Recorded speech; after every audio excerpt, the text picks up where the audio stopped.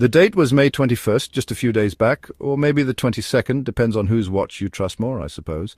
Our president, Cyril Ramaphosa, was in Washington, D.C., yes, that Washington. He wasn't there for the sightseeing, though I hear the museums are quite nice. No, our man was on a mission, a serious one. He was there to talk trade deals, to drum up some much-needed economic support for South Africa. You know, jobs, investment, the usual things countries need to keep the lights on and the people slightly less grumpy. It was meant to be a standard diplomatic trip. A handshake here, a serious discussion there. But then enter Donald Trump. Now, you know things are never quite standard when he's in the room, isn't it? The meeting kicked off and one can only imagine the initial pleasantries. Hello, Mr. President. Hello, Mr. President. Lovely weather we're having, unless you believe in climate change, which one of them famously doesn't. But things took a sharp turn, a U-turn so fast it would give a Johannesburg taxi driver whiplash. Suddenly Mr. Trump started talking about South Africa, and not in a your biltong is amazing kind of way. Oh no, he accused South Africa point blank of committing genocide against white farmers. Yes, genocide, big word that. To support this rather dramatic claim, Mr. Trump, in his signature style, didn't just rely on, say, official reports or verified data.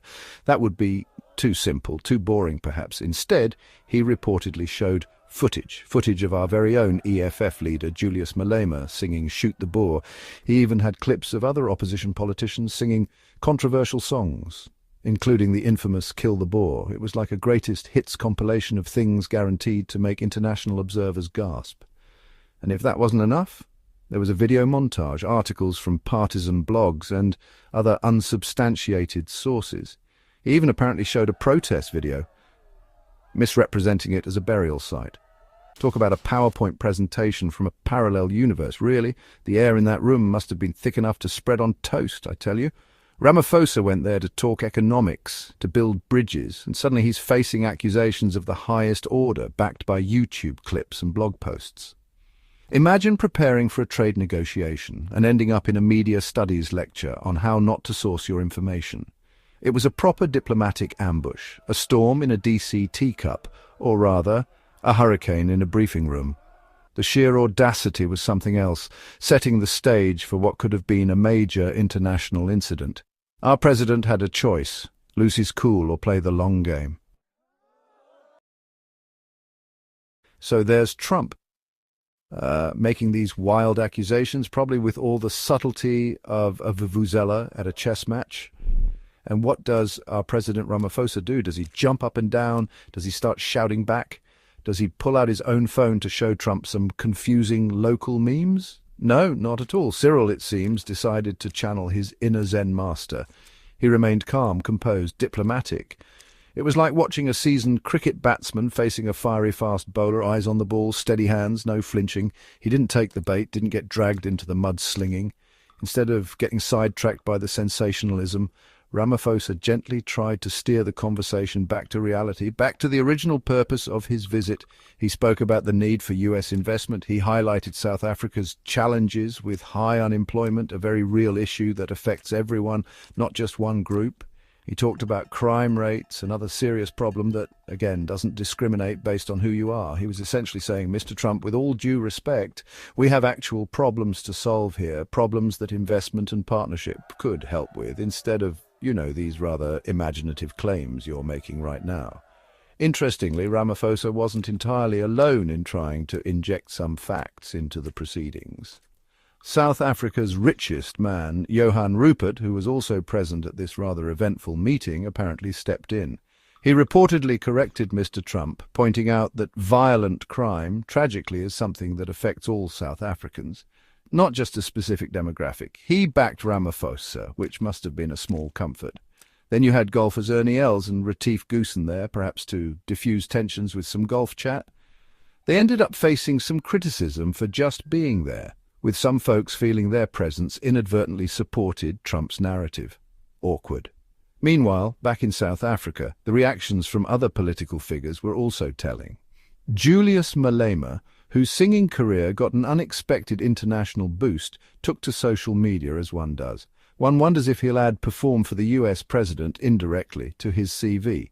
On the other hand, John Steinheisen, the leader of the Democratic Alliance, actually supported Ramaphosa's handling of the situation. This showed a somewhat united front from South African political leaders, which was quite something to see. It was a moment where domestic rivals found common ground, all thanks to an international outburst. The news of this encounter, and particularly Ramaphosa's cool demeanor, travelled fast. And back home in South Africa, the reaction was overwhelmingly positive. Media outlets, social media users, ordinary citizens, many were full of praise. People were saying, "That's our president. He didn't lose his head when faced with, let's be honest, a rather bizarre and aggressive line of questioning. It was like watching your uncle calmly handle that one relative at the family gathering who always makes things awkward. There was a sense of pride that he represented the country with dignity under pressure. This incident, strange as it was, could actually mark a bit of a reset in Ramaphosa's relationship with the South African public, His experience in high-pressure negotiations like those during the end of apartheid and navigating the tricky state capture era really shone through. People were reminded that this is a man who has seen a thing or two. Surveys have often indicated something called the Ramaphosa effect, suggesting his personal appeal is crucial for the ANC's support. This display of statesmanship on an international stage, especially against such a character as Trump, might just have given that effect a fresh boost. Now let's talk about these claims of white genocide, because it's important to understand why they are, frankly, nonsense. It's a narrative that has been pushed by certain right-wing groups for a while. The reality: white South Africans make up less than 8% of the population, but still control about 3/4 of private land. They are, on average, the most affluent group. Data from the Afrikaner Farmers Union, TLUSA, showed 1,363 white farmers murdered since 1990. That's an average of about 40 a year. Every murder is a tragedy, no doubt, but compare that to South Africa's overall murder rate, one of the highest globally, where the vast majority of victims, sadly, are black. This whole white persecution idea has been circulated by global far-right groups and even amplified by figures like South African-born Elon Musk. Organizations like AfriForum have also been criticized for their lobbying efforts, which tend to racialize issues like farm attacks, painting them as a targeted ethnic cleansing rather than part of a broader, complex crime problem in a country with deep socio-economic inequalities. So when Trump echoed these claims, he was essentially amplifying a well-known piece of disinformation. It's a conspiracy theory, plain and simple, and it was good to see our president not dignify it by losing his composure over it. So, what does all this mean for President Ramaphosa and South African politics back home?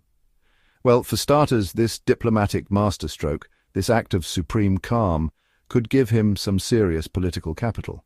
His composed handling of Trump might just strengthen his position, not just as president, but also within the Government of National Unity, GNU. The GNU, which is supported by big business, could see this as a win, reinforcing Ramaphosa's image as a steady hand, a stabilizing figure in often choppy political waters. He looked presidential, and in politics, looking the part is half the battle, isn't it? Let's not forget the context. The ANC is currently in a coalition government, the GNU, with 10 other parties. This came about because of less than stellar election results. South Africa is grappling with economic stagnation, very high crime rates, as we've discussed, corruption, the old chestnut, massive unemployment, and public services that sometimes feel like they're held together with duct tape and hope. Internally within the ANC, there are always factions already gearing up for the 2027 elective conference. Critics like Julius Malema and former President Jacob Zuma are constantly making noise, so a win like this, even if it's a soft power win, is welcome. Beyond the immediate domestic applause, this incident has broader implications. It showed South Africa, under Ramaphosa's leadership, standing firm against powerful international figures who might be peddling misinformation. It was a moment where diplomacy and facts were championed over rhetoric and unfounded accusations. While the trip might not have yielded all the desired economic outcomes with the US straight away, these things take time after all. It certainly showcased Ramaphosa's ability to navigate incredibly tricky diplomatic situations. He even tried to highlight some positives post-meeting, mentioning productive trade talks. Optimism, you gotta love it. Ultimately, this encounter in Washington, though initiated by a rather stormy accusation, might end up being a defining moment for Ramaphosa's presidency, especially on the international stage. It reinforces his role as a leader who can keep his cool when the heat is on, someone who represents the nation with a certain gravitas. While some folks back home might have wished he'd been more confrontational, the overwhelming sentiment is one of approval.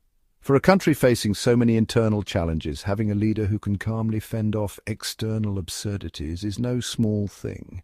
It's a reminder that sometimes the quiet, composed response is the most powerful one of all.